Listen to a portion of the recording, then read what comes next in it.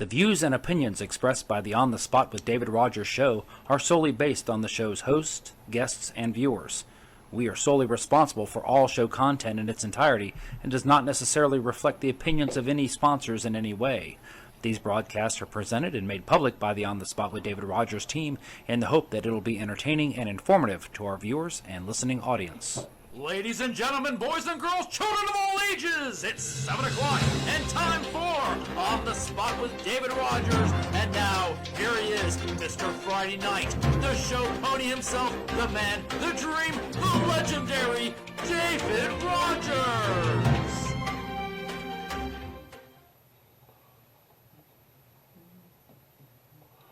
Good evening, folks, and welcome to On the Spot with David Rodgers. I am Mr. Friday Night, and the show pony himself, David Rodgers, alongside the Byron Bagwell and the dancing destroyer himself, Super Dave Holland. Great to have you along.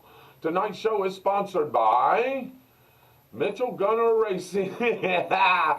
Mitchell Gunner and Mitchell Gunner Racing and the On the Spot Motorsports media page. Tune in on Thursdays to hear the latest from the guru of motorsports, the all-knowing Mitchell Gunner. When it comes to racing and race cars and everything else, Mitchell has got the hookup. I thought you were going to say the Maha Rushy there for a second. Well, I thought I was. Let's get the show started as we always do with our prayer, our pledge, and our patriotic quote of the night. Everybody, ladies and gentlemen, please bow your head.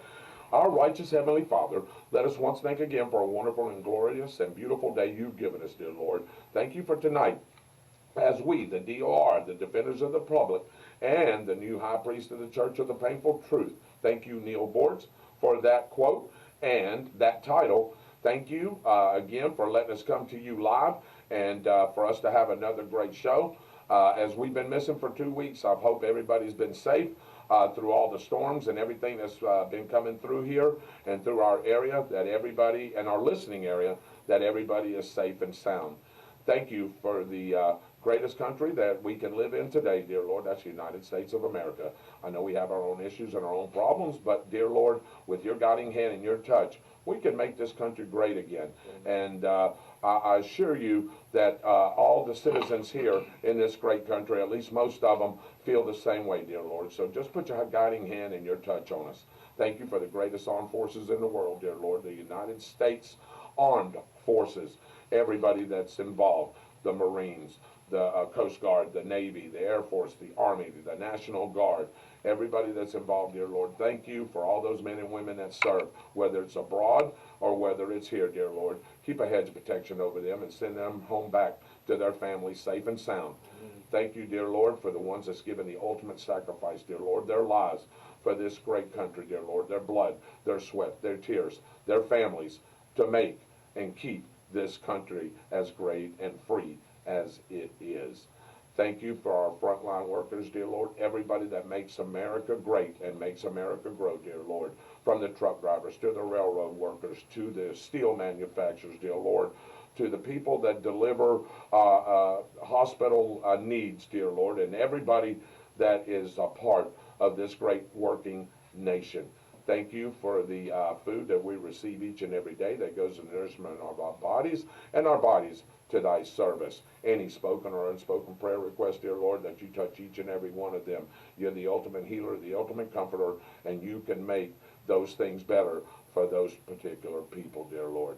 Again, thank you for tonight. Thank you for our show. Thank you for everybody that's involved, and even the people that are not here, dear Lord, that help us. Mitchell Gunner, Michael Heater, Austin Stevens is in the house. Keep a hedge of protection over him as well, dear Lord, as we go and do this show and continue great works throughout the week. Also remember all the victims, dear Lord, on the west coast of Florida as Hurricane Idalia came through here, dear Lord. I know Mother Nature, we can't control what she does, dear Lord, but everybody that has been affected by this storm, if you can put your healing hand and your guiding hand on them, dear Lord, as they try to pick up the pieces of their lives and get back to some kind of normalcy. Again, thank you for everything that you do for us, and we ask for these things in your Son's name, Jesus Christ, and the congregation says, Amen. Amen. All right, let us stand for our pledge. I'm going to ask Mr. Byron Bagwell if he would tonight, if he'd lead us in our pledge. I most certainly will. Thank you, sir. I pledge allegiance to the flag of the United States of America and to the republic for which it stands, one nation, under God, indivisible, with liberty and justice for all. Amen. Amen. Thank you and welcome into the show. My name is David Rodgers, right alongside Byron Bagwell. We're going to have Mr. Austin Stevens come in and talk about our weather and, of course, the hurricane, Idalia, that has hit us already and some things that may be coming up, but he's also going to give you the local weather as well. Super Dave Holland, the Dance and Destroyer. He's here with us. He's producing and directing the show. Appreciate everything that he does. All right, Byron, we need a patriotic quote of the week, and you're looking at me like, okay, I've got you guys this time. So what's our patriotic quote of the night, B? I took off for a weekend last month just to try and recall the whole year. All of the faces and all of the places, wondering where they all disappeared. I didn't ponder the question too long. I was hungry and went out for a bite. Ran into a chum with a bottle of rum, and we wound up drinking all night. Wow! Wow! He's a poet. Wow! Byron, really? Yeah, That's, really. that sounds like Jimmy Buffett's song. David? David Holland, or are you talking to me? Dave. Okay. David. David. Not Okay. Dave's got his. You know what? David, I'm going to agree. That does sound something like Jimmy Buffett would say, so I'm going with Buffett too. Yeah. And all, Austin? And Austin? Buffett. And all the parrot heads say amen. All right, David! Yeah! Hey, it's 5 o'clock somewhere. Where? It's actually 5 o'clock in Utah. Rest in peace, Jimmy. Yeah, rest Thank in- you yeah. for all the Yes, songs. sir. You know, Byron, even though I wasn't a parrot head, I did like Jimmy Buffett songs, everyone that he did. I really liked the older stuff that he did. There was nothing, that is just classical music. And I, as a matter of fact, today at work, on my computer, I hope they're not listening. But anyway, no, I went on ahead and pulled up some music and listened to it while I was working. And I pulled up a lot of Jimmy Buffett songs. And man, what a voice, what a talent, what a songwriter. He was just the epitome of music, as well as others. But rest in peace, as you said. Well, he was the ocean poet, is what he was. Yeah. I mean, anybody that grew up in or around the 70s and the 80s, Yeah. you cannot go to a beach or a tropical location or an island or Key West or any Or place anywhere, yeah. and get there and either not hear a Jimmy Buffett song or not think about one. Right. Yeah. Yeah. No, I agree. You can't do it. And I would be willing to make a bet that there's not a whole lot of people on this earth that have not heard Margaritaville. Oh, I'm sure, brother. At some point, somewhere, you have heard Margaritaville. Yep. And Yeah. you know, it's not my favorite Jimmy Buffett song. It's a good Jimmy Buffett song, but it's not my favorite Jimmy Buffett song. The one that I just quoted from is called Changes in Latitudes, Changes in Attitudes. which I really love. There's some older ones that I really love too. He went to Paris. Just Yeah. that song epitomizes life and searching for yourself. Yeah. And there's just so many great songs that he wrote. You know, He was very personable, Byron, when he Oh, yeah. wrote his songs. It was more he was talking to everybody. to everybody. And that's exactly right. He didn't care what color you were, black, green, white, orange, blue. He didn't care. He was talking to you as a person, as a human being. Like Cheeseburgers in Paradise. Who doesn't like cheeseburgers? I mean, you know, think songs like that that just epitomize what the messages he was trying to bring. You know, you want to sum up Jimmy Buffett and what he was about and who he was. Yep. When he wrote his songs, he wrote them from life experiences. And that he made his first album. Mm-hmm. And do you know what he said? I wasn't looking for fame. Nope. I wasn't looking for fortune. I was looking for enough money to buy a boat. Yep. All I wanted to do was go on the ocean and sail. And That's it. Being that, that's what he wanted to do. That's Yeah. that's who he was. That's why everything, a pirate looks at 40. It's just that might as well have been his anthem, to tell you. Yes, to tell you I agree. the honest truth. Son of a Sailor. Willer, yeah. I mean, it just keeps on going and keeps on going. And, the older I get, the more I like his music. And there's a reason for that. Because he reflects about life and what could be, what can be, what should have been. And he reflects about simple life. Simple life. Simple life. And that's and Byron is right with what he said. But he reflected about simple life, the simple things in life. And like Byron was saying, he wasn't looking for fame when he, when he did all this. Fame just came to it. It came to him. Yeah. When he had his first hit, it was his first song he released, and it actually went number one on the country charts. Yep. Number one on the pop charts, if I remember correctly. Not that one. Come Monday. Come Monday. Okay. That was his no, first. Margaritaville did. Oh yeah, Margaritaville. I know. Margaritaville very definitely did do that. But if you look at his songs, it's about journeys in life. Mm-hmm. It really is, and you can some of them. Cheeseburger in Paradise. I mean, come on. It's just Cheeseburger in Paradise. It's a great song. I mean, how do you write? I mean, I guess you do write simple stuff about a sandwich and make millions of dollars off a song. But hey, how about look? Who wouldn't me, you, and Dave, and anybody that's listening to this show right now, who wouldn't want to go to the Bahamas right now, or any of the island countries, grab a nice margarita or beer or whatever, and have a cheeseburger on the beach, man? Well, that's it right The song's about being on the ocean for a long time and not being able to get a cheeseburger. It would be a weird song if he started singing Ruth Chris and that $100 steak. No, probably could have made that popular too, by the way. Probably. He could have done anything in the world. No, he wrote Cheeseburger in Paradise. Living and Dying 3-4 times has one of the funniest songs ever written on it. It's about him protecting looking after one of his friends' moonshine stills in the mountains. It's absolutely hilarious. But he wrote about real life. I want to ask you something. What is your favorite song that he wrote or that he sang?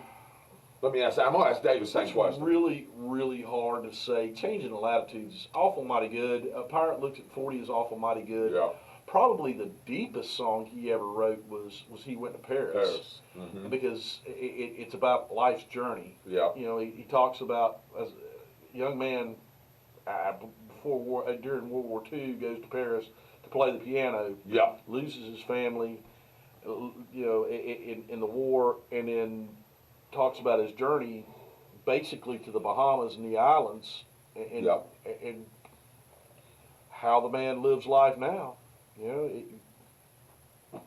It's just an absolutely, it's a beautiful song. I'm more of, you said the song that I like. I like Changes in Attitudes, Changes in Attitudes. That's my favorite song that he did. It's a great song. I love them all. David, any favorite for you? All of them are favorites. Pirate Looks at 40, That's a great Son of a Sailor, Cheeseburger in Paradise.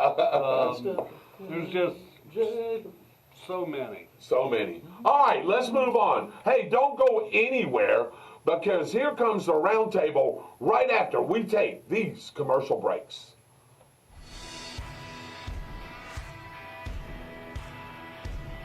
Hey Tornado fans, this is Kurt Miracle of Miracle Automotive and Towing, proud sponsors of Tornado Football. I want to welcome you to beautiful Stark, Florida at David Hurst Stadium, and thank you for letting us be a part of this community. We're here for more than your automotive and towing needs. We're here to be part of Tornado Country. Go Big Red!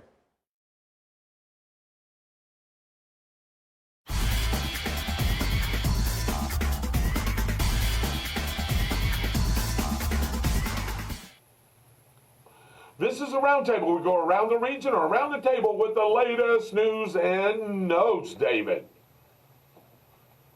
Hey, brought to you by Harry Business, home of the $10 haircut, now located in their new home at 1605 North Temple Avenue, across from the Charlie Johns Conference Center on US 301 on the north side of Stark. Stop in and see the new location or schedule an appointment by calling the same number, 904-964-3338.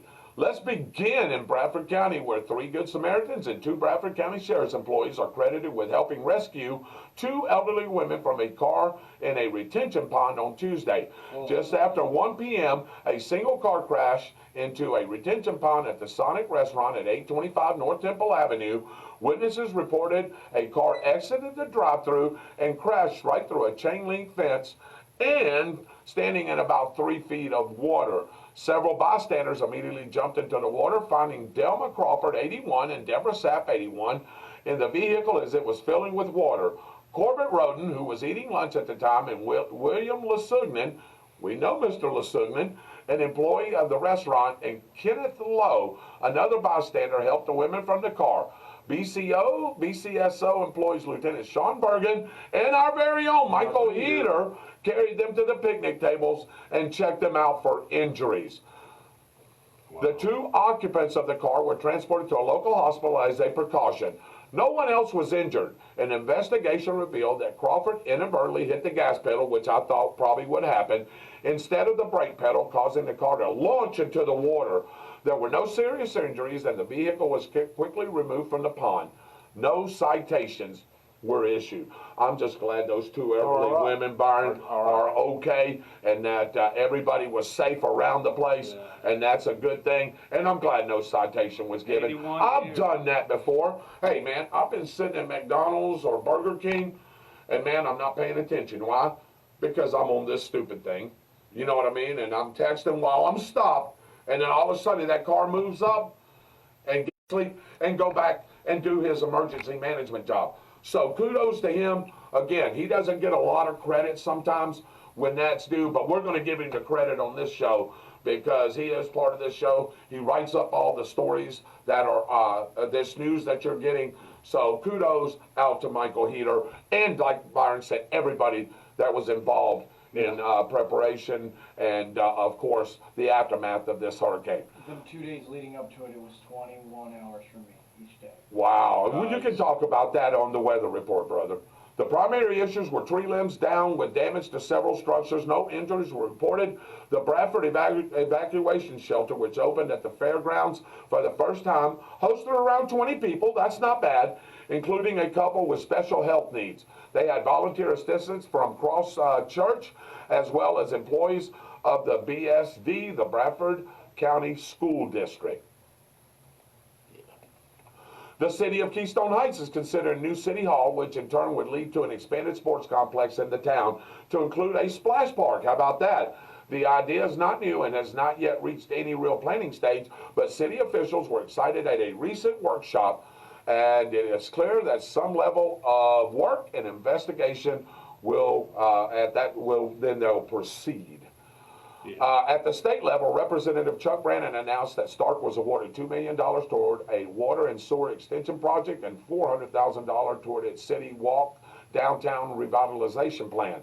Lottie will receive funds to purchase a dump truck, and Bradford County Fire Rescue will receive $450,000 for a new fire engine. David, Byron, Austin, and our viewers, I am glad that Stark is and Bradford County is starting to receive some funds, whether or what, doesn't matter what amount it is, any amount will help. We know here the last couple of meetings down there, they've been talking about the fire departments and the police departments, how they want to combine them. Right. Of course, I think, David, I didn't ask Michael this, and I don't know if Byron did or if he even told Byron, but I think that meeting was tonight about this, wasn't it? To talk about this and some of the, they want to do a $150 tax hike. Is that right, David? Or an assessment fee or something like that to add. Yeah, one part. I mean, now we pay $75 a year. And they want to double it, right? And they want to double it. So $75 a year for garbage, sewage, waste. and that type of thing, which is very important to our community. But Right now, we're paying like we were paying $1 million point something, and it's went up another $1 million, and we got to get that money from somewhere. So they're going to. and I want Byron, if we don't get to it tonight, David, I want Byron to talk, and I'm pretty good with this part of it, about, man, how much can you keep taxing people? You are taxing us to death, whether it comes from the federal level, the state level, the county That's level, the problem, because it the comes city from level. all, but that's because It comes from everything. It comes from everything. And Yes. if you start looking at the percentage people are taxed, depending on where you live, it's somewhere between 40 and 50% of your salary. Yes, it is. Between the state, local, and federal levels, which means you're basically working half a year, guess what? Just to pay taxes. Byron, I'm going to tell you this. You know what I And make. that is not what this is supposed to be. You know, you sort of know what I make, and we don't have to. I can tell you, I'll tell everybody this. I get paid weekly on Thursdays. Out of my deductions, 401k, insurance, taxes, thank God we don't have a state tax, everything that's involved in my pay is almost $400 a week in deductions. My goodness gracious. Yeah, I make blank, blank, blank dollar. Yeah, gross. You pay blank. Yeah, blank, but blank, I'm like Byron said, I'm paying 40 to 50% or 45% in everything. Yes, I understand the 401k is going to be mine, I hope. You know, the insurance I have to have. But how about the taxes and Social Security? Is Social Security going to be there for me? I don't know. I'm hoping 6 years it is. Is it going to be there for my brother here? Hell, I don't know. But he keeps paying it. Everybody keeps paying it with no guarantee of anything. And like I said, man, I'm telling you, man, I added this up for a month. It's $1,600 in deductions that I pay each and every week. Every week for it, yeah. Or every month, should I say? Every month. Look. Well, the city mailed out some information about the sewage and waste problem here, explaining where the money is coming from or going. So, and it looks like a blank envelope almost. So don't throw it away. Just grab it, open it up, and read it. The problem is that when things come along like what's come along in the city of Stark that need to be addressed, that actually assist the citizens and make the citizens' lives better, for the most part, nobody wants to add on anything else because they're paying for other nonsense. But our community is growing. Oh, sure. And with that, You get more tax money. you got more trash and more of this and that to throw away. But the revenue goes up from the tax money too, because then you have more people paying for it. See, Yep. you can spin it the other way around. Yes, you but can. you're That's still true. getting more That's tax true. money because more people are in the tax brackets more people are going to have to pay it because they're got to pay it. The garbage service, they've got to pay. That the problem is we have people that don't pay taxes. Yeah. Yeah. That's the issue. You don't make so much money, we don't get tax money out of you, other than stuff like the garbage taxes and stuff like that. Well, you want to hear something perfectly describing what we're talking about right now? There is a song called "The Richmond North of Richmond" Oh, yeah. out there right now by somebody. Is the first name's Oliver, and I cannot think of his Yeah, last you name. told me his last name, and I can't think of it either. Look. That's his stage name. It's all over Anthony. Oliver Anthony. Yeah, okay, good job, It's Austin. Oliver Anthony. All you can do is listen to the song, you hear it in his voice. It's fed up because all it does, the majority of it, and he's right, it goes to enrich people that shouldn't be enriched. That's not all of it, but a good portion of it does. And once they add everything else from the state and the local levels into it, what are people supposed to do with this? You can only tax people to the point where they go, what do you want me to do? And that's what that's. You can't get blood out of a turnip. And Byron, who I worry about? Yes, I worry about us. We've talked about our jobs and our financial situations. What about people that are on steady, low-level incomes? They are part of it. They are a resident here. You expect them to pay that too when they are living right there at their best means that they can, and you want another, what is it, David? I know it don't sound like much. $75 a year, which is okay, $6.50 a month, but still, that's $6.50, Byron. It may not hurt me and you so bad, or the people listening, but again, how about the people that are on these, like I said, on a budgeted income where $6, it may be a meal or two for those people. That is not even a loaf of bread and No, it a pack isn't. of meat, meat. no, lunch it's meat. not. It's not even that. No, but So, it's 3 packs of ramen noodles. But what you do is you take that money out of these people's budget for food or medicine or whatever. Yes, or whatever. Yeah. And you sit back and you look at it and go, well, it's only that. Well, I can sit back there and go, it's only that too. But I start looking at it and I'm like, you're taking $75 out of my life. Yes. Well, here they just got $2 million, and they're yes. splitting it up through the city. Through the system, yeah. Well, it's supposed that is they can't use that for No. anything else. Than what was stated, right? What was stated. Same Yeah, thing. go with the back, fire David. truck. Once they get grants for those things like that, that can't go anywhere else. So that money, if they play with that and it goes elsewhere, Like, Yeah. like So $2 downtown million. state government is coming after whoever did that. $2 million to water and sewer extension project feeding here.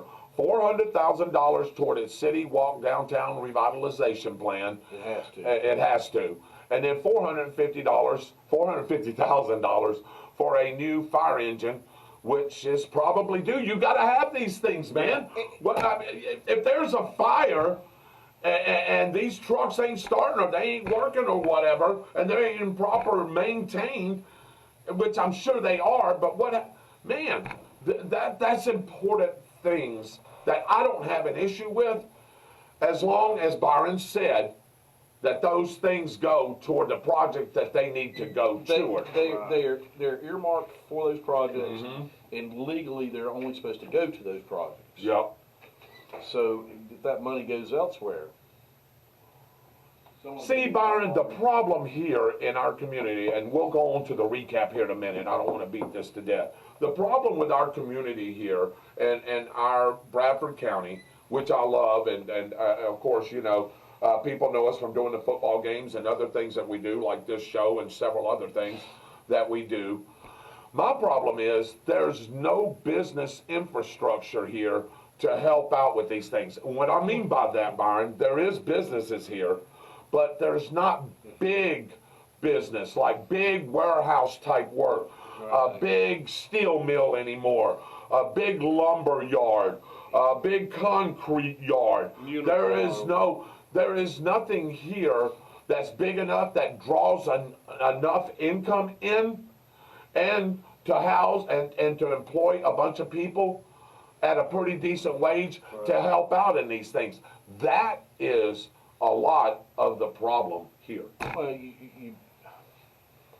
Do you agree? Yes, we've created a mess, and it's not just Bradford County. No, it's not. It's from the federal level down. We have created a gigantic mess, and we've entitled people to services that they shouldn't have from federal government, state governments, or local governments. It's what we basically have done. Like Social Security, Medicare, Medicaid, both of those things Yes. were not supposed to be permanent. No. When they were passed, they were Right. not supposed to be permanent. Right. That was done as a reaction to the Great Depression. Right. Social Security is nothing more than a retirement savings account for people who work the government's supposed to hold for you. Well, what have they done? We've talked about this in the past. They don't hold that money for you. They put it in the general fund and spend it. That's why we have a solvency problem with Social Security. You need to be crawling up people's rear end about that. In particular, the group that actually, of politicians that actually did that. Some of them are dead now, but they belong to a certain party. And they should be severely chastised for doing that. Oh, boy. Because if they left it alone where it was supposed to be in a separate fund, it would still be there. We would not be talking about solvency issues. Right. But what we do is we tax people, and we take out for things like Social Security, Medicare, Medicaid, and then use those funds for other stuff. You can't do that. Then on top of it, what happens is you start looking at it, and we use our tax money in crazy ways. I'm sorry. I really hope, and I know how strategic of a location the Ukraine is, but why are we sending billions of dollars to Ukraine when we're in a recession, adding even more? And if you don't think we're in a recession, take a look at it.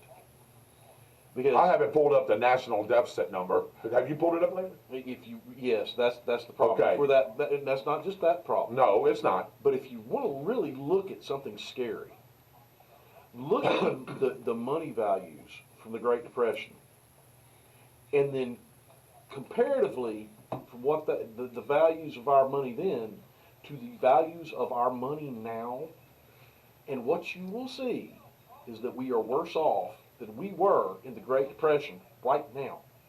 It is a quiet depression, and nobody's talking about it. Nope. Because the politicians don't want you to know that.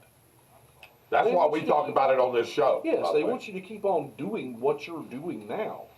It is really scary to me that they are so caught up in keeping their power and financing themselves, because that's what they do when they go up to D.C. They go up there and they make, some of them, not all of them, but some of them make $80,000, $90,000 a year, $100,000 a year, and in 10 years after they're multimillionaires.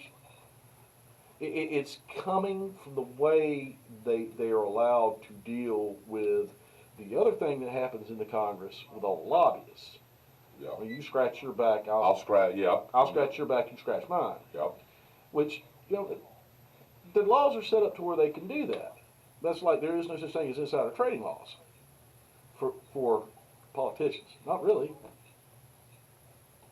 So you start to look at it, and you start figuring out things like welfare. Great idea for people who really need it. But people have figured out how to milk the system. And those people that have figured out how to milk the system have a vote. And if you take away that, is what happens. You start to clamp down on people that really don't need welfare, guess what happens? That's why nothing ever happens with it, because they don't want to lose their power. A big part of our issue is our federal government was never designed to have people go up to Washington, D.C. and be there for 50 years. These people that were originally part of our government and went up there, most of them, and by most of them, I almost can guarantee you it was 99% of them, went up there, served 2 or 3 terms at the most, and then went back to their own businesses, because most of them were businessmen or farmers. That's what they did. One of the most famous examples, and most people don't know this, that Davy Crockett was actually a part of our federal government. Yes, he was.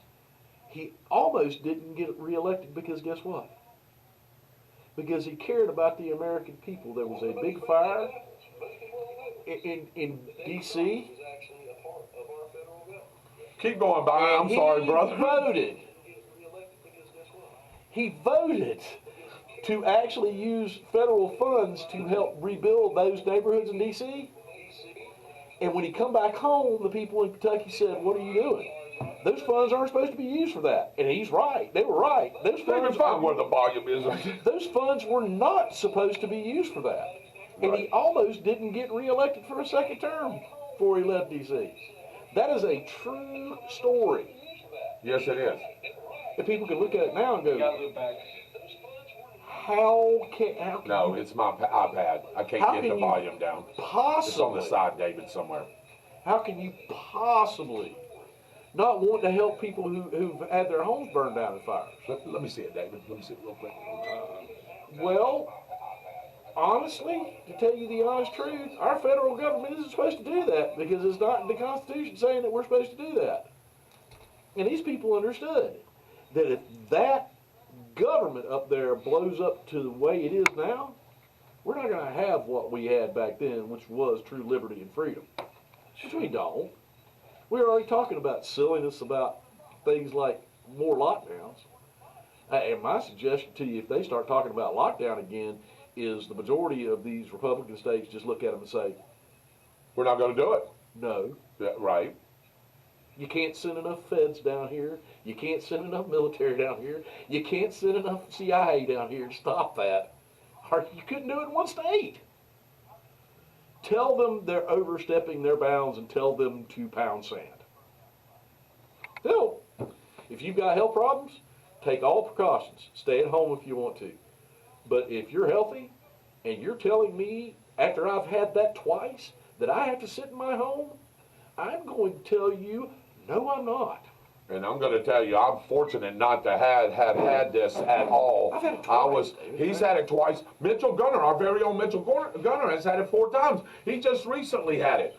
It's a flu. I've had It's- it. Have you had it? I had it in February of 22. Okay, so you've had it 1 time or twice? I've had it one time, pretty much confirmed because I was in contact with someone that had it. Okay. Then my mom was in contact with someone last week, so I think it went through our house during Idalia while I was working Austin Weathers, but I did not have any effects. Yeah, and again, It affects different people. different ways. And it affected me differently both times that I had it. Now, you didn't have pneumonia. Now, I caught pneumonia. Now, I was Now, very that's not active. COVID, but I mean, I've caught something else. I've just been fortunate that I haven't had COVID and had to stay at home. What are we, David, here's the point with this. Are we going to force people to stay at home because they can catch pneumonia? Oh no, absolutely Or not. how about a variation of the Spanish flu, which has been around since Which then, is, which is yeah. the flu virus that we keep on getting every Yes, year? and that's exactly right. Well, you can't make people do that. That's not about protecting people from a virus. That is about control, is what that is about. Tom Bailey, I've got something for you on that last statement. We're going to get to that here in just a minute. Byron probably just seen it. Finally, it's time for the recall recap featuring product recalls from the U.S. Consumer Product Safety Commission and the U.S. Food and Drug Administration. This week we have scooters and gas cooktops. Yes. Apollo is recalling its Phantom electric scooters due to the bolt on an electric scooter can come loose, causing the suspension and wheel assembly to separate, posing fall and injury hazards. Anyone with questions or concerns can call customer service at 1-833-693-3468. Mr. Bailey, don't go anywhere. I want you to hear what me and this man has to say about that comment that you just put on there, because now I'm perturbed about what you just said there. The Electrolux Group has recalled Frigidaire brand gas cooktops due to the, I know it's funny, isn't it? Due to the plastic control knobs with a black shaft on the cooktop can crack or breaking during use, posing a risk of gas leak fire hazard.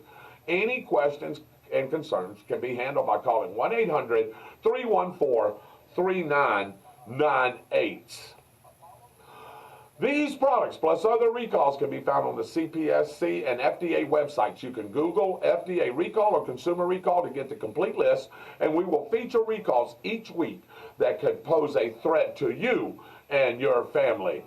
All right, David, what do we get? Yay! Here's your on-the-spot weather. Dave, we're going to take a commercial break real quick.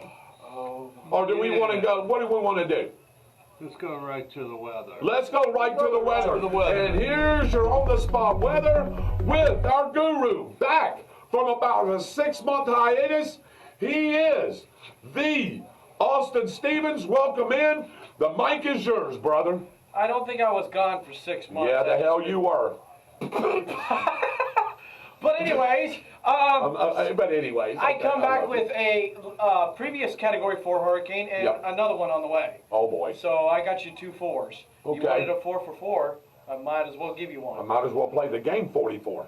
I'll tell you about that later. How about 145? How about leaving that one out in the middle of the How about Atlantic leaving Ocean? that- Just in the Atlantic that- Ocean. But- Now we could leave that one completely out there. But while we're sitting here, Uh-huh. we got some nice weather right now. Okay, well tell us about that. All right. So how'd you like the mid-60s this morning? I did. Yay. So some of our weather equipment that we manage, we actually look at, was 63 over on the northeast side of Keystone Wow. Heights, while other equipment was in the mid-60s. Wow. But we went to around 90 degrees, and we will fall back to the upper 60s tonight. We'll gradually climb by Thursday into Friday to the upper 90s, but it'll stay pretty dry with nighttime temperatures in the lower 70s.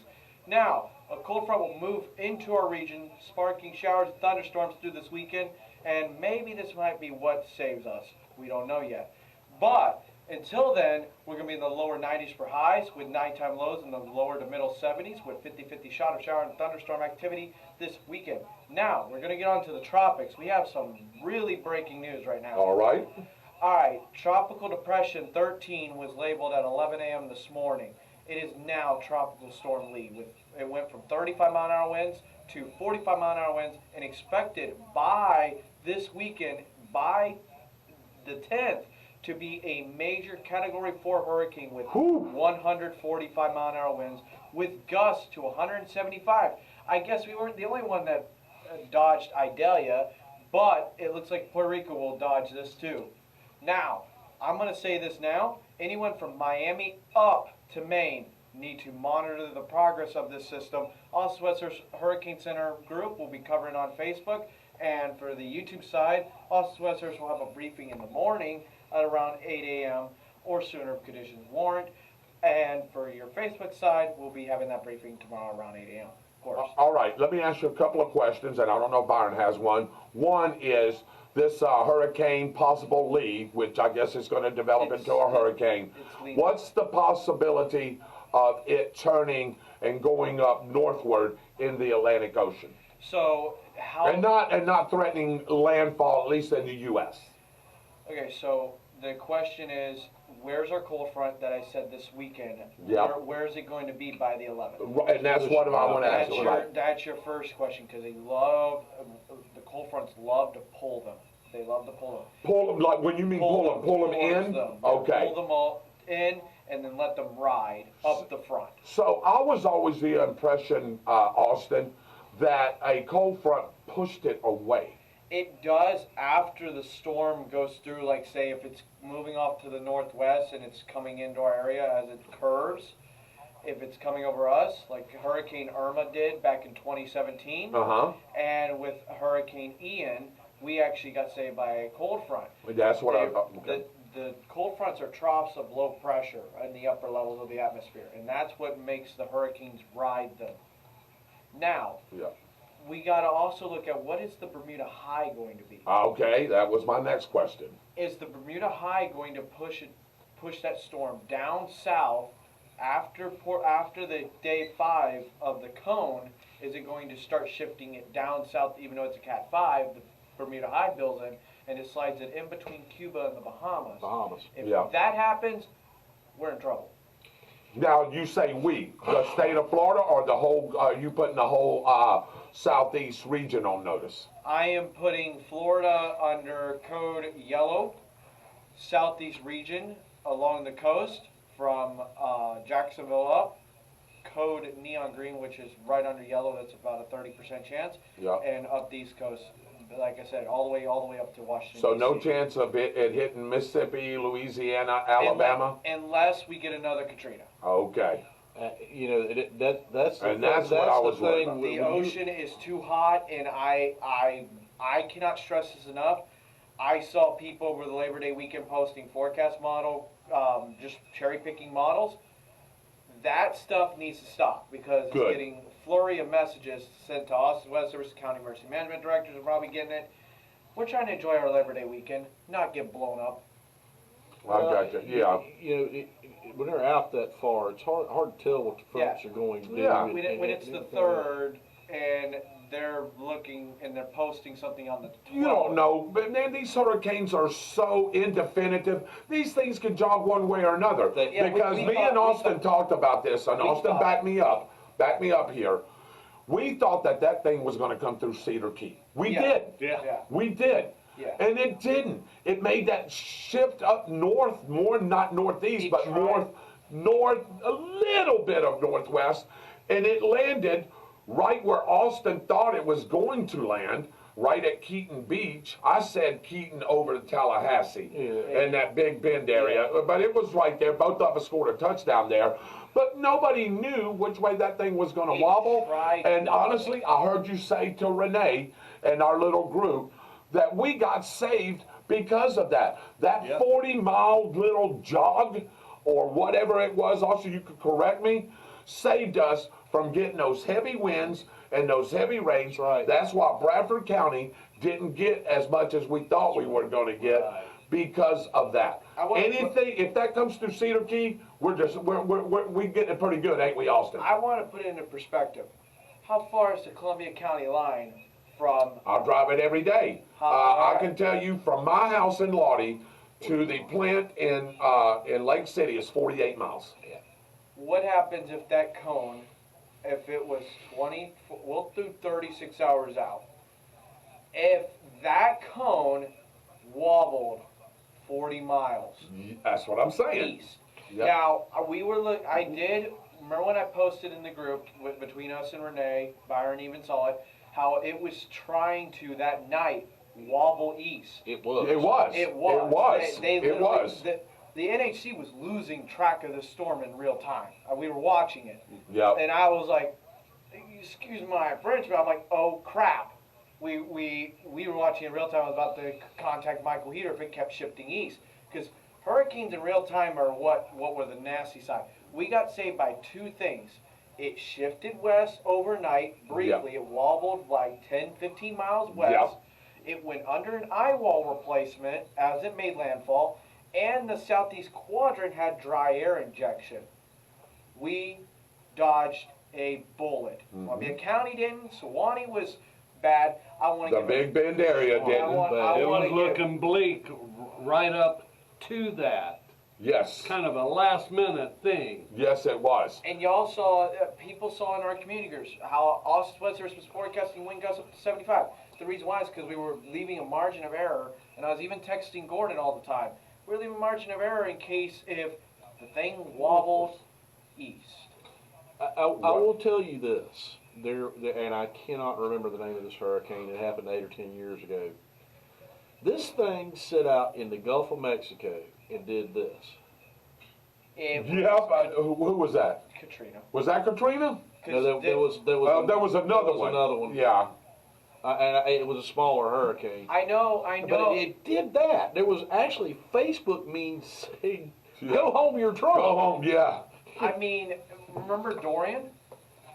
That yes. Yes, I That do one, remember. that one just all over the Bahamas, southwest, northeast, north.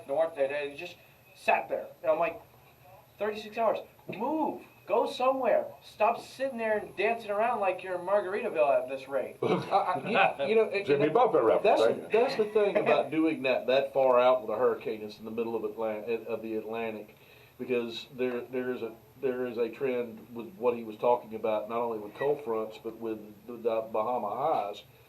That thing could get to a certain point and do what a lot of them do, which is just go straight, turn from going west to going straight up. Yeah, absolutely. It can do anything it wants. Mother Nature does what it wants to. Yeah, that's the objective at the end of the day. If we're not in the cone, say the cone comes over us at any point between now and the next 4 days. If the cone comes over us and then we're out of the cone, but if the cone is within 100 miles of your general location, expect impacts. We cannot stress this. Sure. And I'm glad you said that. And Austin's going to come back with the weather here toward the end of the show. I appreciate you keeping us informed.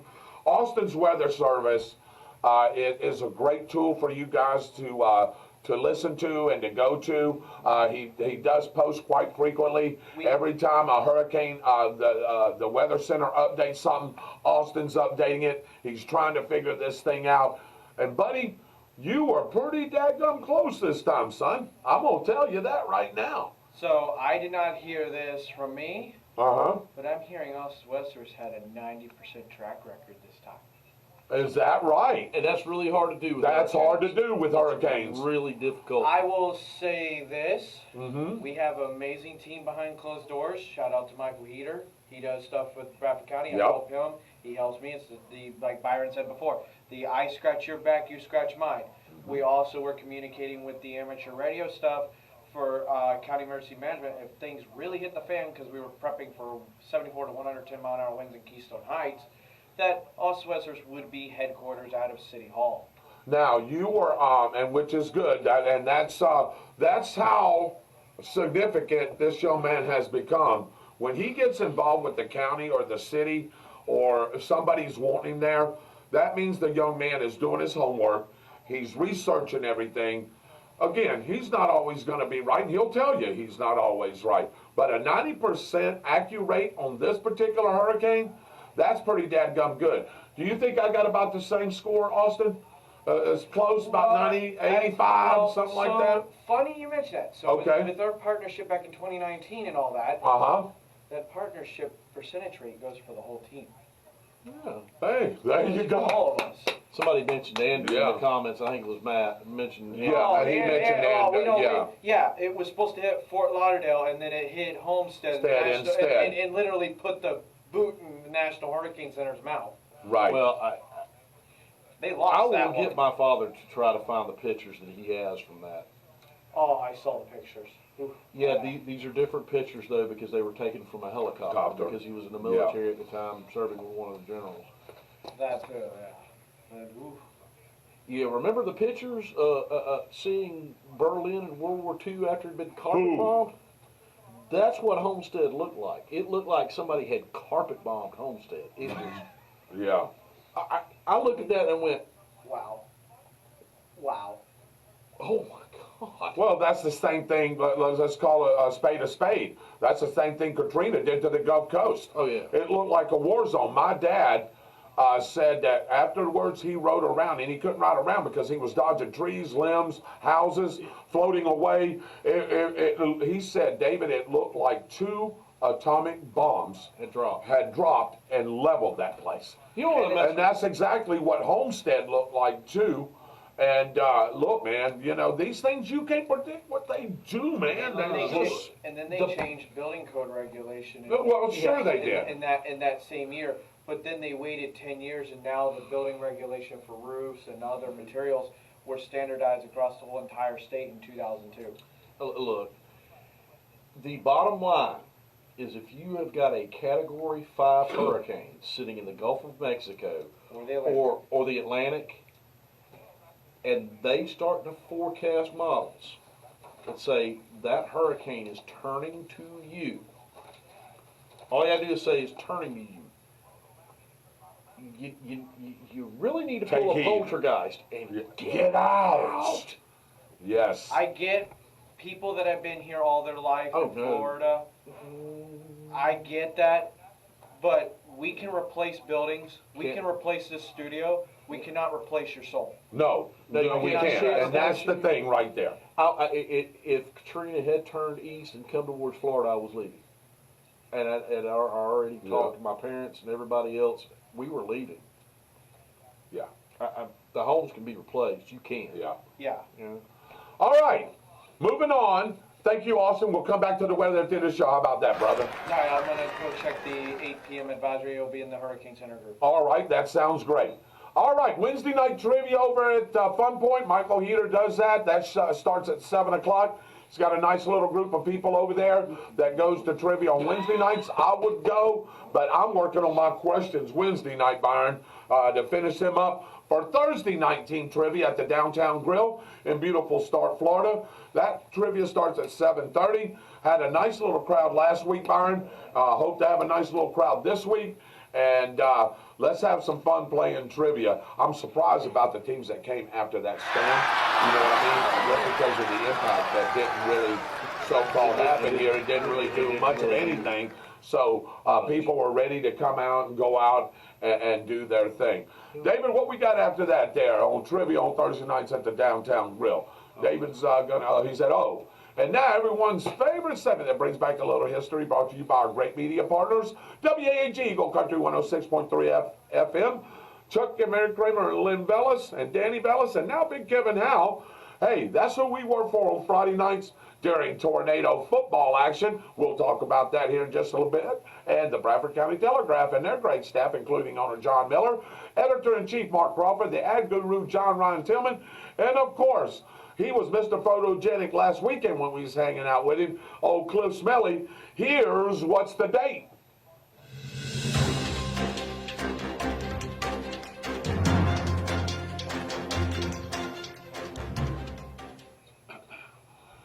These are the headlines from the Bradford Telegraph during the first week of September in what year?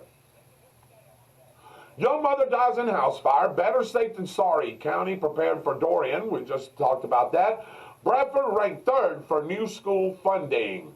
Was that September of 2019, September of 2020, or September of 2021? And that is the first week. Again, I'll read them to you again. Young mother dies in house fire. Better safe than sorry. County prepared for Dorian. And Bradford ranked third for new school funding. Was it the first week of 2019, 2020, or 2021? Byron, let's give them a little bit of a hint as we read. Do you want to read the first one, and I'll read the second one, and you can read the third one, or I'll read the third, whatever you want to do? Sure, we can do it that way. Go ahead. A young mother lost her life when her Glendale Street home burned in Stark. Sarah Ashlyn Elaine Henry, 26, perished, but her son was staying with his grandparents and was spared.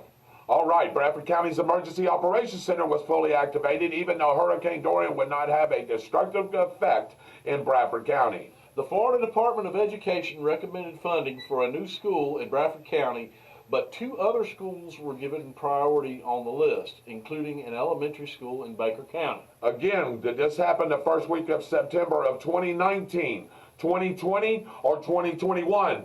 Ladies and gentlemen, everybody that's watching this show, this is where you can play. Don't go anywhere because we're bringing this back in full force. I know we hadn't been here in a couple of weeks, but we want to bring this back. You have a chance to win a $25 gift certificate. How do they do that, David? All they got to do is guess the correct year, and then we put their name. As a matter of fact, David, you got paper and pencil over there? You need one? Use pencil. You need how about paper? Oh, you got a paper. You just need a pen. Here you go. I should have another one somewhere, but that's okay. Don't need it. There you go. Yeah, I should have grabbed another one over here. But anyway, hey, if you guess the date right, you get your name put into the hat, into the fire helmet, and then we're going to draw your name at the end of the month. And if you are the winner that's drawn, you get a $25 gift certificate to the Downtown Grill. Byron, it doesn't matter how you use it. You can use it on Monday. You can use it on Tuesday. You can use it on Wednesday. You can use it trivia night, Friday, Saturday. Whatever day you want to use it, you can use it. And $25, hey, we'll get you a nice little meal over there at the Downtown Grill. Well, David, I've got one complaint to make. Okay. I've answered this thing a bunch of different times, and my name never gets put in that. Well, that's because you're not eligible. Anybody that's a part of the OTS on the spot with David Rodgers show is not eligible to win, even though you guess it quite a few times, and your mama's won several. But look, hey, you're not eligible. David's not eligible. Austin's not eligible. Mitchell asked me if he was eligible. No, because OTS on the spot motorsports page is just a part of On the Spot with David Rodgers. So Mitchell, you can't do it, but hey, Nicole can. Nicole can. Hey, Shirley Bagwell can, and Angie Blakeman can.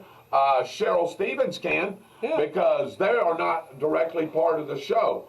Shelly Rogers can, or whoever. They can, but we can't. So anyway, let me get your guesses right here. Byron, why don't you read some of the comments and then give us some of the guesses that's come across. Start up at the top. Yeah, just give everybody a little credit. Austin Weather Service is high. Oh, good grief. All right, thank you, Austin. That could be anyone, to be fair. Okay. Shirley Bagwell says, good evening, gentlemen. Good evening, Shirley and Donnie. How you doing? Hey, Mom. I agree. It is us paying while so many don't pay a cent. Boy, she hit it right on the head.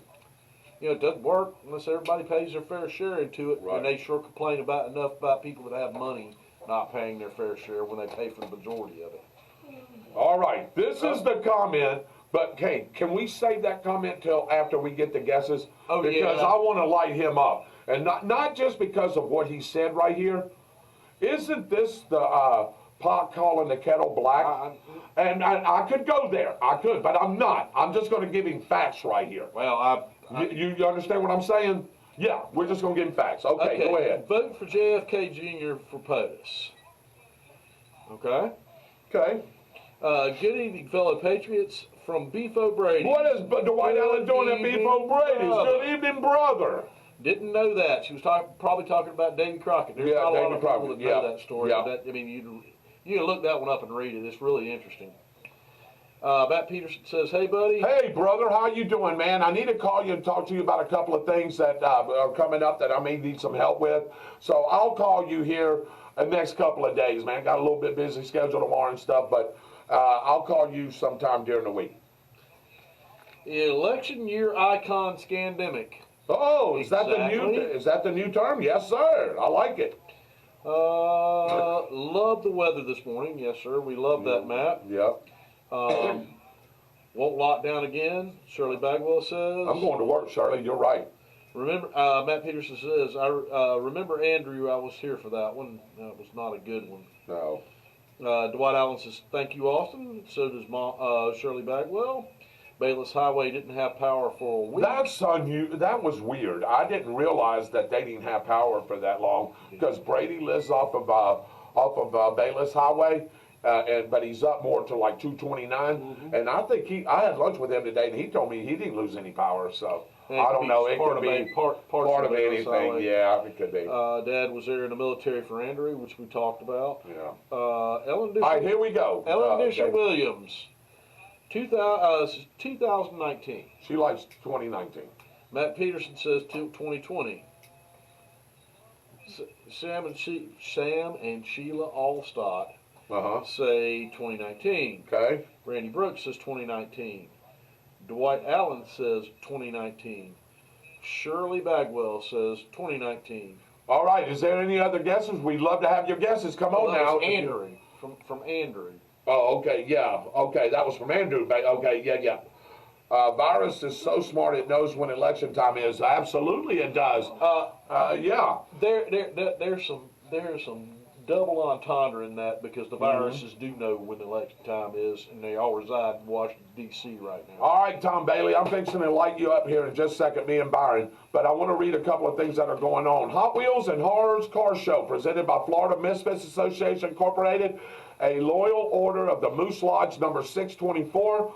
All years, models, makes, cars, trucks, motorcycle show, awards, best of show, theme car, costume, and top 20 starts at 12 p.m. That date is Saturday, October the 21st, 2023. Time 8 a.m. till noon. Rain or shine, he says. Registration 8 a.m. to 10 a.m. $25 to get into this. Will be held at 624 Northeast William Street, and we'll post this. 624 Northeast William Street, Lake City, Florida. Breakfast will be available for purchase.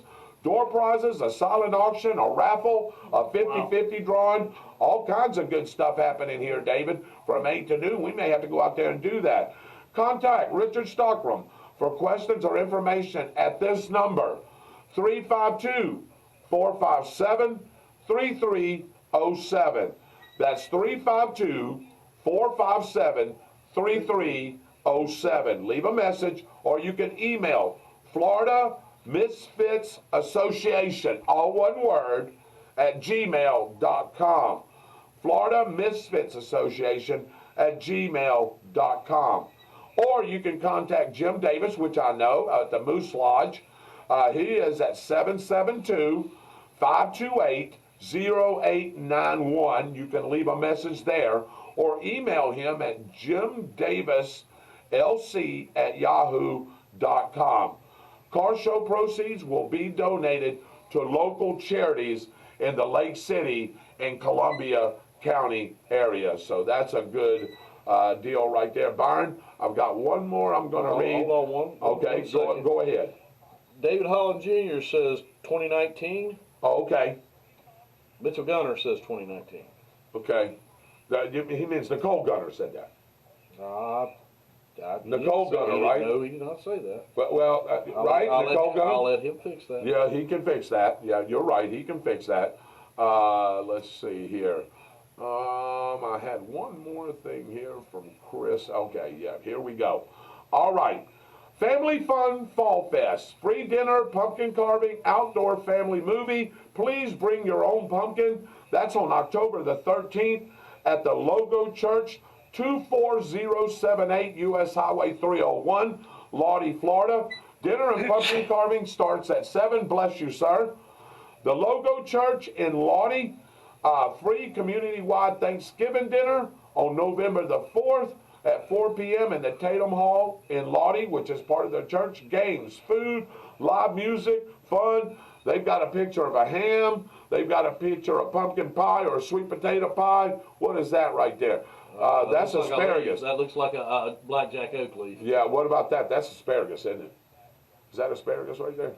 I think so. Oh, wait a minute. Oh, no. Yeah, I gotta hit stop there.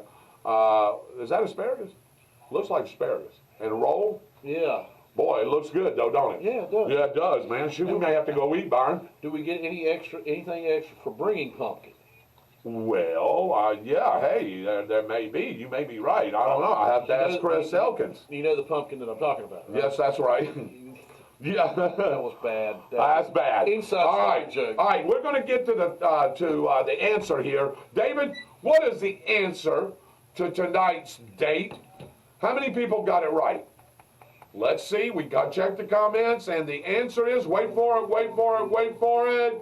19. September of 2019. Everybody that said that is going to get their names put into the drawing at the end of the month. 6, 7, 8. 8 of you. Congratulations.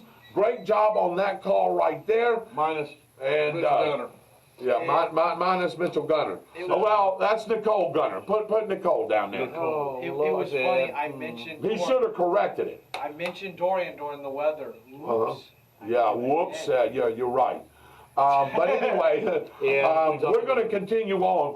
And we want to talk a little bit about sports here. It's 8:13 Eastern Time right here in beautiful Start, Florida. It's 7:15 or 7:13 in Pascagoula, Mississippi, and Alabama, Mobile, Alabama, or wherever you're at in the Central Time Zone. Thank you for joining On the Spot with David Rodgers. I am your host, David Rodgers, along with the Byron Bagwell. The Dancing Destroyer, Super Dave Holland, is right here with us. Austin with his weather was here. You've already heard him. You'll hear him at the end of the show tonight as soon as we get through with this segment. Thank you, and great to have you along. Byron, what a great audience we have tonight. Oh, it's absolutely a great audience. I'm telling you, man, we got anywhere from 12 to 20 live. Yeah. People are going to go back and watch this. And us talking about certain different things there. David just gave me my pin back, Community State Bank pin back. So that's great, Byron. I may give you this for a present. I don't know yet. It depends how good you are. But anyway, you and Chuck and Big Kevin, don't sit there and tell everybody on this broadcast, to include Dave Holland, you, Chuck, and Kevin are in some shenanigans against David Rodgers. How come I've got a Bronco going to be attached to my dadgum car? I didn't make that decision. Who went and got the Bronco? I did not do that either. Who did it? Well, you know who did it. Who? We talked about it on the radio. Well, you tell me who did it. What do you mean no? I'm employed by one of them. Oh, goodness. Hey, if y'all haven't heard some of our, and we're joking right now, if you haven't heard some of our promos, you need to listen to WEAG Eagle Country 106.3. Plays it at different times and different things. And I can't tell you, he really can't tell you when he plays. It's just all programmed in. Yeah. But listen to those Friday, especially those Friday promos. The week one, the Monday through Thursday one, we're talking pretty serious about what's going on with the game and Right. what's going on. But Friday, we throw some funnies in there. Me and Big Kev used to do it. Me and Byron just took it over. Now I've injected Chuck and Big Kev into this, and it's really funny. And this one here, you're going to love this one. You didn't know you had a comedian on the show, did you? I'm your Huckleberry. Oh, yes, you are. And boy, I'll tell you right now, that is going to be funny. Y'all, please tune into that. I think, doesn't he play it before the game, too? I think at some point he plays it before the game. Before the game, too. Okay. All right, I want to talk first Bradford Tornadoes, and then we'll get to the Seminole comment that my buddy made. I hope he's on. But anyway, the Bradford Tornadoes are 2-0 in the young season. They went to the Baker County game here. We beat them 12-0. And me and Byron's like, man, they don't get some offense. They don't get some offense. And then during the week, as we started doing our promos and things like that, me and Byron were talking. It's like, and then me and Byron, honestly, both of us, I did too. I've got to admit it. I had a funny feeling about this game. And I was like, man, I didn't either. And I was like, man, the Tornadoes are going to either win a very, very close game or they're going to lose a very close game. Or if Baldwin got on a roll, that this could even got uglier. Boy, were we wrong? Were we absolutely wrong? I want to apologize to all the fans. I want to apologize to the football team. I want to apologize to the school, and I want to apologize to Coach. Buddy, they played a complete game. They scored on offense, defense, special teams. They won 40-6, and Byron will tell you that 6 was not given up by the defense. They're still on a scoreless change. Yes, it was. It was given up by special Byron, teams. my goodness. Tell these people what they missed if they didn't see that live. First off, what made David and I think this is the way that playoff game went against Baldwin? Yes. And they didn't lose a whole lot. No. But Bramage County's defense is for real again, okay? And their offense found their stride. It's going to be a fun year. It's going to be a fun year to call. Please come out and support these kids. They are just bringing it every single week, David. Byron, in 2 weeks, David, in 2 weeks, they've given up 6 points. And again, our defense hasn't given up anything. They've gotten 6 points scored on them. Do you know how much total offense that these two teams have? 100 yards between both teams. Two teams. That's complete and total. That's rushing, passing, everything. Returns, all the yardage that you need. 50 yards? 50 yards on average. Who does that? Who does that? That defense was awesome last year. This may be, like Byron said, I'll agree. They may be a step up from this year. My God. I'm telling you, it's early to say what they're going to end up doing. But if they keep on playing like they did at Baldwin, not too many teams that can do anything about that at all on this schedule. With maybe the exception of that Miami team. Because we don't know much about them. We don't know anything about them. No, we don't. So, anyway, great win. And tell them to a couple teams, too, that are left on the schedule. And tell them where we're going this week, Byron. We're going to Middleburg this weekend, at Middleburg, and the kickoff is at 6:30. 7. Kickoff's at 7. And we'll be on the... are you sure about that? Yep, it's 7. Yep, it's 7. And we'll be on there at 6:30, remember? Yeah, okay. Yeah. But, look, these kids scored on offense, they scored on defense, and they scored on special teams this time. When do you hear about a high school team that does all of that? You may hear some of it from people like AMG or Miami Central or Thomas Aquinas, some of the bigger schools in Orlando. Yeah. You may hear about some of that from them. Some. When's the last time you heard that from a local team that they're scoring in all phases of the game? During one football game. No. That's they did it last week too. Yes, they did. So I mean, I know they only scored 12 points against Baker, but they still scored Well, they didn't score on defense. They scored No. on offense and they scored on special teams. But it's complete. I mean, it's a complete football team again. All right, Yeah. God, they're so impressive. So I want to tell you, I lost it right here, but in Class 2S rankings, Bradford is ranked number 3 in the state. Coco's 1, Bishop Arats 2, Bradford's 3, and Florida High is 4. All 4 of those teams, if you remember, made the regional final. And then the 2 went on to play, and of course Coco was the eventual champion. But hey, if Bradford keeps playing and doing what they're doing, Coco's going to lose a game because they've got St. Thomas Aquinas. Not that it's a district game. They've got St. Thomas Aquinas coming up. They've got a couple of other tough teams coming up. And those losses, even though it's going to help strengthen the schedule, if Bradford goes undefeated, they're going to be ranked ahead of them again, Because and of the everything's win-loss going to be a win-loss record. That's just the way it is. Look, I understand strength of schedule. I understand wanting to test yourself. Yeah. But if you're in this division and you're scheduling Thomas Aquinas, I question your I judgment. question your judgment too. That's just that's insane. That team is ranked in the top 10 nationally. Yeah. Nationally. Every year. No. So Aquinas, what did I tell you it was? Didn't I tell you Aquinas was 3? Or IMG is 3, Aquinas is 4 or 5, and Chaminade is 6 or 7. We've got 3 Florida teams in the top 10, In the David, nation. in the nation. That's not in Florida. That's in the nation. That's in the nation. And they're continually Right. powerhouse football teams. Yeah. I just Bradford look. There's moved other up. teams you can prove yourself Yeah. in. Not them. Hey, Bradford moved up 2 spots in the power rankings. They're in the top 10 in Florida in the power rankings. And tell them, Byron, that's everybody. That's everybody. That's 4M, 4S. That's everybody. That's everybody. But They're number 10 in the state, baby. This small school. the top That 5. plays both top 5. Yeah. The top 5. I would. Yeah, I wouldn't yet. But top 10, I would. top 10, they definitely deserve a top 10. For sure. They basically recruit players. Well, they do. No, I'm talking about our Tornadoes deserve it. Yeah. I mean, Yeah. I was talking Those about boys play both ways. A lot of them. Yeah. And we still got that strong of a powerhouse team. How about these kids, these teams that's got 70 and 80 players that don't have near the depth of the caliber that we have, especially in the skill positions. That's right. Look, you met the young man, Jason Clark. He's going to Marshall University for a reason. Torrin Brazil's going to get many offers. Khalil Cummings is already one of the best recruits in the country. Dejon Shanks is going to get offers. Willie Pollard's going to get offers.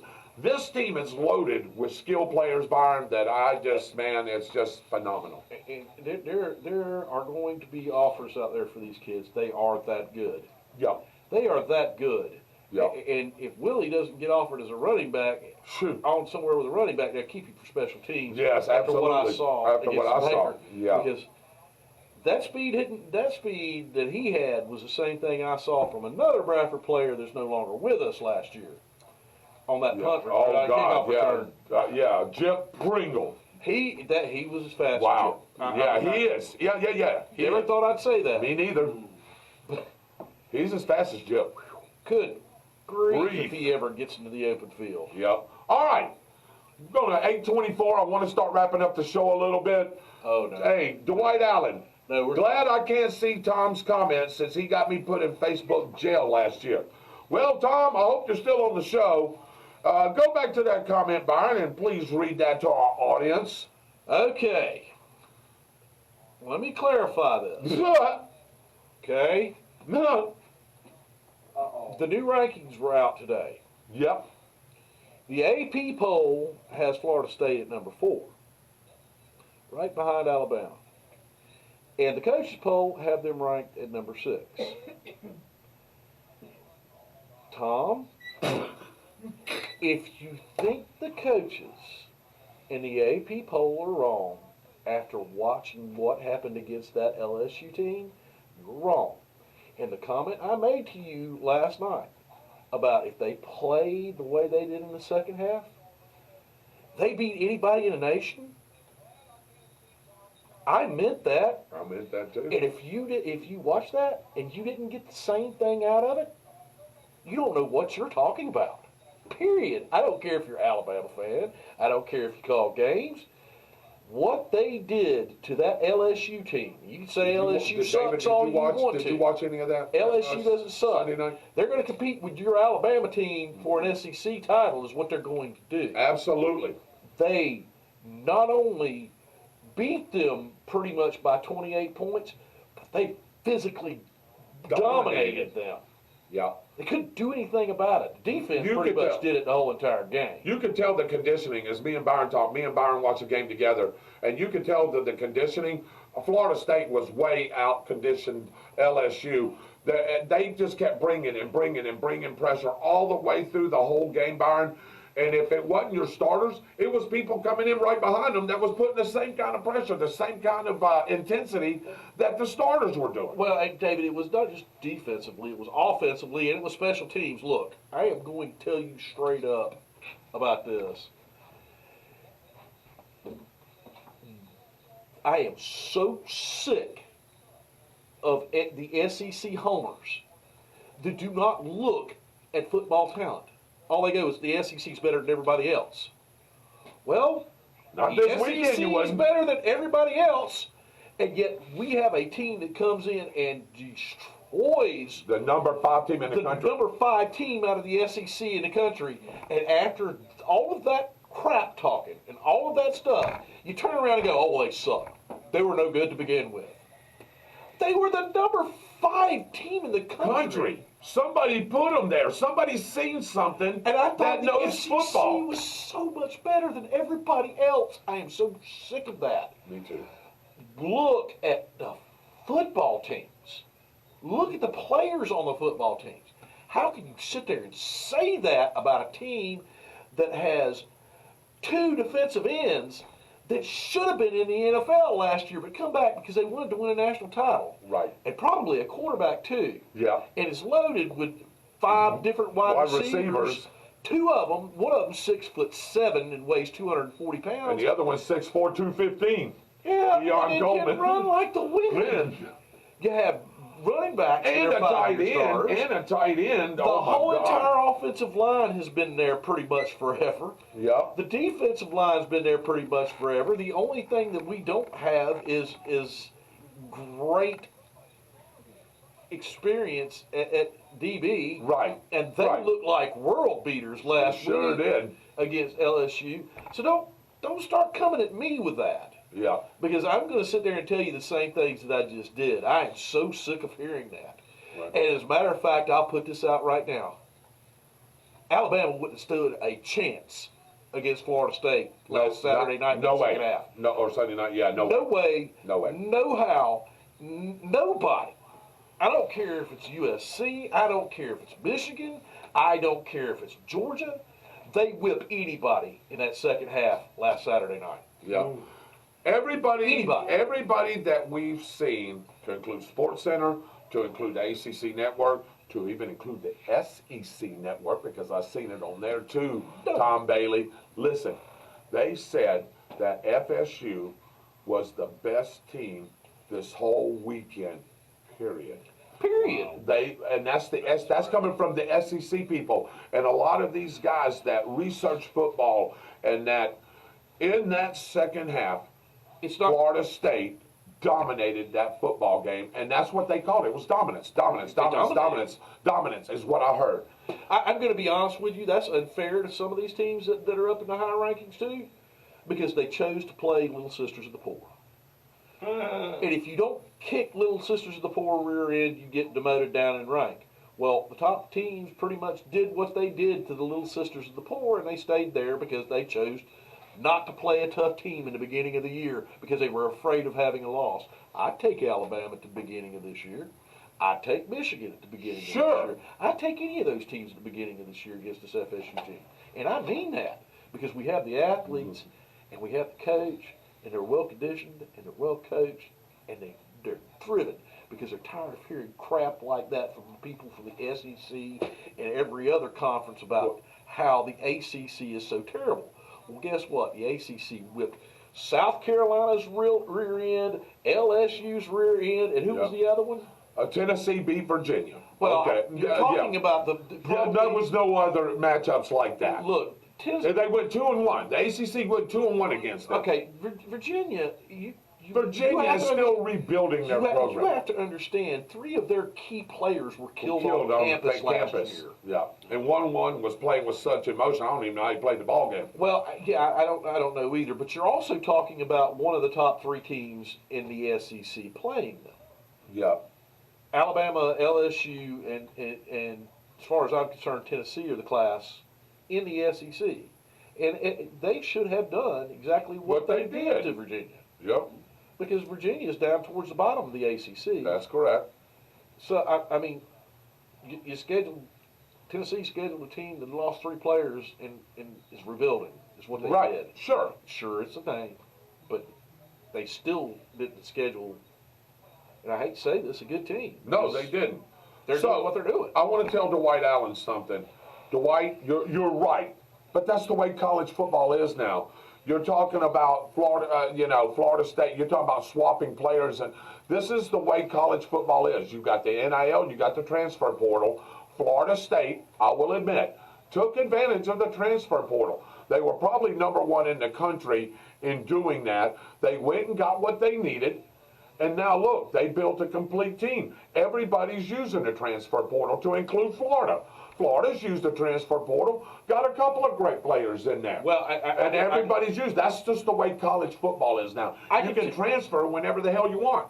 3 of our key players on offense did not come from the transfer portal. Our That's quarterback correct. Did not come from the No, transfer he's been portal. there. Wilson, who is the 6'7", 240-pound wide receiver, did not come from the transfer portal. And our Wilson did from Arizona State. Well, yeah, but he didn't come from the transfer portal this year. No, those players were there. Right. Our running back didn't come from there this year either. He's been there for he's been there for 3 or 2 years. Yeah, you're talking about Travis? No, Jordan? running back. The running back. Travis Benson, been there for 2 years. This has been there for 2 years. Yep. And we did get him from Toafili was recruited to there, so that's the second running back. Yeah, that's the second running back. But the thing is every team has an opportunity to do that. You pull those players in because they want to come play for you, and that's what our coach did. The other thing that's really important, some of these players didn't come from the transfer portal, is our lines. Right. That defensive line's been together for 4 or 5 years, pretty much, with the exception of 1 player. Well, Verse came from that small school. He transferred up. You remember he played at Albany State, and then the Florida State seen him, and they liked him, and they brought him in. But that's a step up. That was 3 years ago. Of course it was. So, I mean, you're not talking about something that's been done this year. They didn't just build this year. No. So, look, all kudos to Florida. I mean, I know y'all got beat, but you played. You were one of the They very outgained them in yards. One of the very few SEC teams that actually played an opponent. Played them pretty well at their place. I know there was some hiccups and 2 number 11s or 13s or whatever, 2 number. They're building He's building the team back. That's the thing, and he's trying to figure out where he is. Well, I know Dwight Allen. You're still not a Seminole fan. I know. We know, brother. But I'm just looking at it. Look, I am a Seminole fan, and I have been forever, and you know that. Yeah, me too. But I'm not. I'm not. You didn't hear me beat my chest when FSU was average. All right last year. Average. No, 10-win season last year. We lost 3 games in a row. That season, Byron, could have went either way. I just said they were a good team, and they should beat teams they should beat. Yes. Yeah. Okay. This year is something special. Yeah. As long as they can keep their players healthy, this is a special team. You're right. And I'm not sure that there were NFL teams they could have beaten in that second half you're right. last year. Now, I will say something to you, Tom Bailey, and I love you. Me, Byron, Dave, we all love you. But let me tell you something. This is coming from a guy that wanted Nick Saban the hell out of there last year because you lost 2 ball games. What? On the road by a total of 3 points. Again, that's why I tell you, that's calling the pot the kettle black or vice versa or whatever.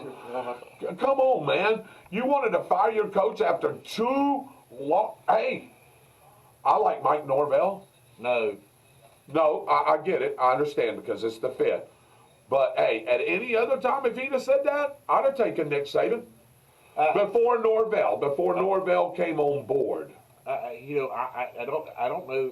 God Honestly, darn, you wouldn't take Nick Saban? Are you kidding me? I don't know that He's not the right fit. Over Norvell. That's a hard thing to say because he's not the right fit for the Oh no, players it's that are easy there. to say. But in general, yeah. Yeah. Saban's. What did you tell him? I remember some of your comments. What was that? Are you kidding me? He's one of the best college football coaches ever. Ever. And still is. And until somebody, I know Texas plays Alabama. I want to get your pick on that real quick. I know Texas plays Alabama, but let me tell you something. I can go ahead. I'm going to say it on record because we got pick'ems coming. I'm going to tell you right now. I like this Texas football team. I like what they're doing. It is a toss-up. But until somebody shows me that they can beat Alabama and they can beat them at home, I'm taking Bama. You can tell me who you got. That's a toss-up to me. You reserve until pick'ems, or I don't even. Yeah, let me reserve until pick'ems. okay, but I'm gonna go ahead and tell you until somebody proves to me that they can beat Bama and beat them decently. Well, just beat them. Beat them. I'm not going to bet against Alabama. Who you got? Alabama or Texas? Me? Until I see it. I will in the playoffs. Well, yeah, if they're playing Garden Gold team. Yeah. Especially if they're playing like they did in the Texas second and half. Alabama. Alabama's ranked 3rd now, and Texas is ranked 10th or 11th. Or did they move up? Texas, Did they not move up in that? I don't- the last- I think last- they're 10. they It's could be 10. It's 3 versus 10. Texas is a good team. They Alabama- can give Alabama fits. Starting out, they're tough, man. I'm gonna have to go with them. Until they get beat, right? Until you see that somebody that can beat them. And I'm gonna tell you another thing. Let me go on the line and say this too. And how many people are out here that There ain't may coming? only be one beating, you know. Thank you, Dwight. We are too. What? He said, Dwight said, glad to see the Seminoles are recovering from the sorry Willie years. Okay, now listen. This is really that's the truth. No, that is the truth. Yeah, Dwight knows football, and he knows that it's the lethal truth. stupidity that he imposed. Yeah. That's an inside joke. He called Yes, his it offense is. lethal Yes, simplicity. yes. And I went to call it lethal stupidity. Look, Deer in the headlights. Look, I mess with Gator fans about the Gators, but in all honesty, when all 3 of the major colleges are good in the state of Florida, it is good for football. the national title went through here many years. Didn't matter which team it was. Absolutely great for the state of Florida, and I honestly miss it. Going, Who's the real state champion? we're all 3 really good, and none of these games are going to be somebody blowing somebody out. No. I can't wait to watch all 3 of them. Now, am I going to be upset if Florida State loses any of them? Yes, I will be. But at the same time, I love to watch good football. That's it right there. And Dwight, man, Dwight said, I did feel sorry for y'all during those years. Absolutely. Absolutely. And this Florida may have to go through this growing pains as well. We'll see what they do this week. I know they play the Little Sisters of the Poor. But look, man, they should dominate those guys. Let's get something rolling, and let's see. Florida may have to turn out to have a decent season. Some people are saying 4 wins, 5 wins. I think Florida could get to 6 or 7 wins. I do too. I do.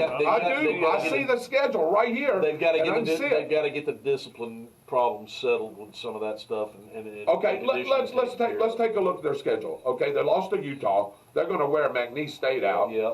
Tennessee, that's at home, but I don't see them beating Tennessee. Tennessee's really good again this year. Charlotte, that's a win. At Kentucky, no.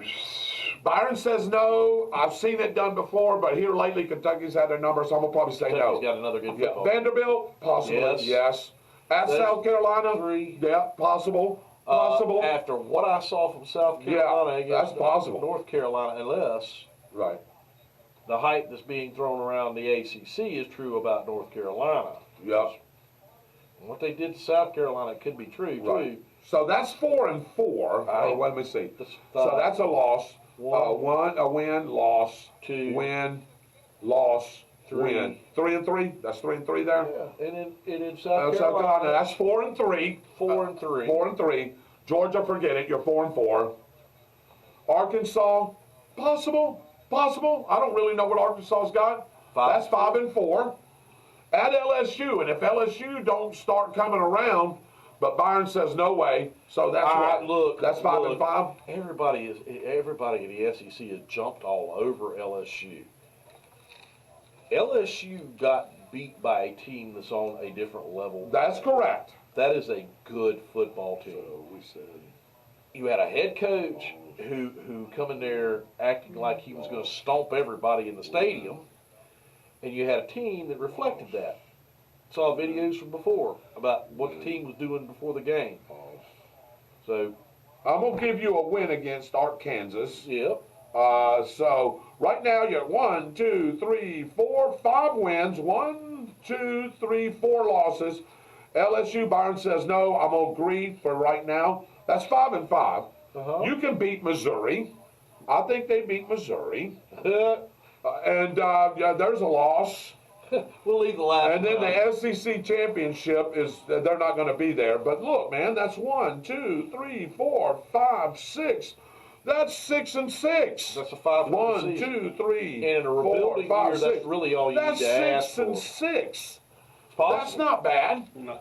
That gets you a bowl game. And if you Want to go, that gets you a bowl game. If you start getting hot, well, nah, I'm not going to say that about the last 3 teams that are scheduled. You know, look, Dwight, I agree. Miami is irrelevant, but I want to see what they do against a pretty decent Texas A&M team. If they can beat them, I will say Miami is sort of back. But the problem is on November the 11th, they've got a date with Destiny. A date with Destiny that may not, and that's in Tallahassee too, that may not be good. I'm going down Florida State schedule real quick. Southern Miss win, Boston College win. What I've seen out of Clemson, if they don't turn around and do something, that's a win. If they play Florida State like they played Duke, they get the brakes Beat off of them. Virginia Tech win, Syracuse win. Duke may put up a little fight, but they won't win. At Wake Forest, no Sam Hartman. No, I'll take Wake Forest. At Pitt should be a win. Miami a win. North Alabama definitely a win. At Florida win.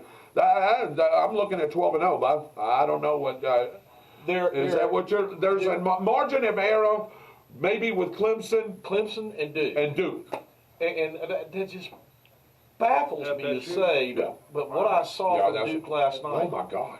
they're going to shock. They were world beaters last night against them They're going guys. to shock the world. Weren't they 9-0 last year? They were 9-3 last year. 9-3. They were Yeah. 9-3 last year. Did they win the bowl game? Did they win that bowl game? Remember I if want they to say they were 10-3. I think they won their bowl I game. think they won their bowl game. Yeah. Too. So you're not talking about No, you're bad not talking team a anymore. scrub. I mean, you're really not talking about a bad team anymore.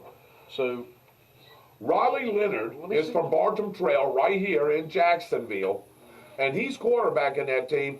And Byron will tell you, he looked like a world beater. he got tackled in the backfield by one of the best linebackers that In the country. In the country, Yeah. This guy is just a beast, and he ran out of the tackle and then proceeded to run 40+ yards for a touchdown, outrunning everybody on Clemson's team, which has got speed everywhere. I watched that. I don't know. He's not. I thought he stepped out of bounds, but man, did he keep his balance and everything? My God, that kid is quick. Now the kid doesn't have a cannon for an arm. No, He's he throw an doesn't. 80-yard pass. But some of the stuff that he throws, the short. You know who he Jesus. reminds me of? I know. With the short stuff. He reminds me of Tom Brady. Yeah. A mobile Yeah. Tom Brady. A That's who mobile this Tom kid Brady. reminds Yeah. me of. Yeah. Now, whether he would ever turn into that, I don't know. But that's what he reminds me of. He just completely dissect you. So look, it was a good start. It was. It was a good start to the year. Yeah. We'll see if it can continue on. People know who they are now. And I'm not saying FSU's going 12-0. I'm not going to do that. No, because I don't no, like no, to do that because every time I do that, It's a jinx, yeah, of it course. gets jinxed. It does. It's a long season. Yep. Anything Injuries can happen. Yep. Flat games can happen. Any of that stuff can happen. Right. Okay? And I'm not going to say that. To one game at a time.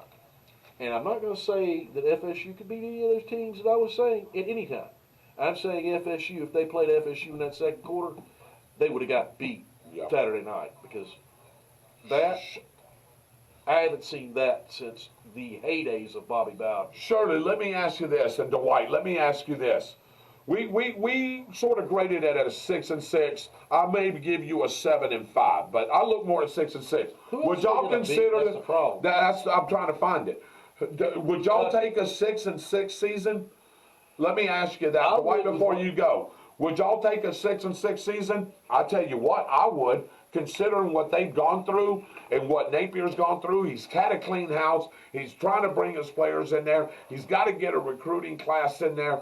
I'm telling you what, man, they should be ecstatic with 6 and 6 or 7 and 5. Look, but everybody wants to win now. That's the problem. The University of Florida resides in Gainesville. That's what the problem is. Yeah. It's got to be right now. It's And gotta be now. there's no common sense to it. If you don't give me what I want right now, it's not See going ya. to happen. Yes, it is. And that just makes no sense. You did it with Ron Zook, Yep. which made me crazy because all you had to do is look at Ron Zook and go, "You're not the defensive coordinator anymore. You're the head coach. We're getting another defensive coordinator. You can help picking." That's it. Guess who Ron Zook recruited? One of the best players that Florida's ever had. Tim Tebow. Tim Tebow. That was not Urban Meyer's pickup. That was Ron Zook's. Guess who else he recruited? The other quarterback that was there that shared time with Tebow his first year. Yep. Who was also really good. Those teams were really good. They just would get leads on people. Percy Harvin. He recruited Percy Harvin. Yes, he recruited all those boys. Those teams were really good, David. Hell yeah, they were good. The problem was he would get a decent lead, and then he would just go to a prevent, which prevents defense nothing. the whole entire time, and he'd lose games because he wouldn't stay out of the prevent defense. You're right. I mean, look, sorry, Ron. And he apparently learned when he went to Syracuse because he didn't do that no more in Syracuse. So, Tom Bailey, let me just say this to you. When you start putting comments out there, make sure you can back those things up and make sure you haven't talked about your own football team. Because, Tom, I thought you was going to jump off the Golden Gate Bridge last year when Alabama lost 2 games and Nick Saban ain't worth a mess. You lost on the road by 3 points. They beat you on a 2-point conversion, and you lost at Tennessee by 1 point. Well, and the other thing he's talking about is a team that beat Alabama last year. He's saying is no good, basically, by saying Florida State is as good as they say they are. Well, that's because he's trying to say that LSU ain't no good. They beat Alabama last year with the same team they've got right now. Same players. Florida State beat them last year with the same players they had. I mean, come on, buddy. I mean, what else do you want me to say? Again, like Byron said, are they going to go 12-0? I don't know. That's to be seen. Look, if they played LSU like they did in the second quarter on every one of these games and they bring that intensity, oh my God, it's 12-0. Now, like you said, not only is it 12-0, well, David, the average win margin is going to be 21 points. Yeah. That's all we're saying. Game like that, in which and I'm telling you, Norvell knows it too, because he said we did not play our best game, and we've got things to work on. All right, Austin. If you look at that game and go, we've got things to work on, especially in the second half. Lord help the rest of college football when it comes out, and he's got what he wants out of it. You got that right. All right, guys, thank you for joining us in on the show. We got one last little segment, and that's our weather with Austin. What do we got, Austin? Give us a little recap. That was good, buddy, by the way. At home base, mid-90s, possibly upper 90s by the middle of the end of the week. But, hey, at least our dew points will be in the lower 70s instead of near 80 like they were the last time we were in the upper 90s. Good. But watching them 0Z run time of the models, things are not looking good. I want to see what happens with the 6Z run and the 12Z tomorrow. And also the hurricane models when they come in at 11 p.m. with the new column position up there. Now, when you say not looking good, not a shift, looks like it's coming straight here. So once we get past Puerto Rico, the models start spreading. They're not tight like they Okay. like when we post in the Hurricane Center. Right, when we posted okay. The 18. Bless you. Bless you. When we posted the 18Z run, they were tight all the way up till Puerto Rico, and they were still tight. They're starting to web out, and that's when we start getting inaccuracy, that's when we're going to have Bless you. margin of error. Itchy nose. So, all right, well, Austin, wasn't thank even you. thinking the other Yeah, I thing. was looking down here. Thank you, Austin, for that weather update. Thank you for the weather earlier and the explanation of the hurricanes and things that can impact a hurricane, whether we're going to get a direct hit, a miss, whatever it may be. I want to thank you for doing that. Again, listen to Austin's weather service. He's going to keep you updated as this thing is starting to form in the Atlantic. And I'm literally going to go home, get the show ready, get that started, uploaded tonight, go to bed about 11:30 and be up at 4:30 to 5 o'clock in the morning, and probably if everything hits the fan like I hope it doesn't, but I'll probably be live in the morning. all right, and Austin takes this serious. This is not Austin bragging. This No. is not Austin bragging, because Austin could say right now, see you later, I'm not doing anything. Austin loves to do this. Meteorology is his deal. Passion. And his passion and his drive, and that's what keeps him going. He wants to inform you guys. He loves doing that, like we like informing you on things. Austin just does that on the weather side of the house. When I saw the models predicting 145, 150 mile an hour hurricane, it's not even that, David. It's the fact that you get that type of hurricane in the Atlantic Ocean. It's like what we said with Andrew. It goes anywhere. Like one of the models, I believe it's GFS or Euro, GFS takes it right into not far from where we are right now, Charleston, South Carolina. Yeah, and if it goes in as a Cat 3. as a Cat 3. That's not good. And that's not good for Charleston, as low as it is. And Austin will tell you all that. Austin will tell you all that as he brings all these models together. Again, guys, thank you for joining in. Thank you for letting us come into your living room or to your phone or to your iPad, your computer, whatever it is you're listening to. Just a couple of quick things.